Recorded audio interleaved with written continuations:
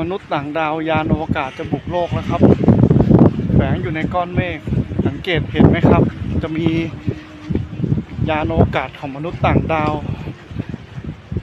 นะฮะลงมานะเห็นไหมครับ UFO อะครับที่ฮิตกันเหลือเกินนะครับ ในที่สุดที่เขาลือกันช่วงนี้เจอแล้วเห็นไหมเป็นไงนั่นเห็นแสงไหมมาตอนยังไม่ค่ำด้วยผมว่าต้องใช่อะเห็นไหมนะเป็นไงเห็นยังเป็นยานเป็นลำเลยนะเห็นยังนั่นไงนะเนี่ยเดี๋ยวนี้ที่เขาไอ้นี่กันน่ะ UFO อ่ะเนี่ยนี่ไงโอ้ย UFO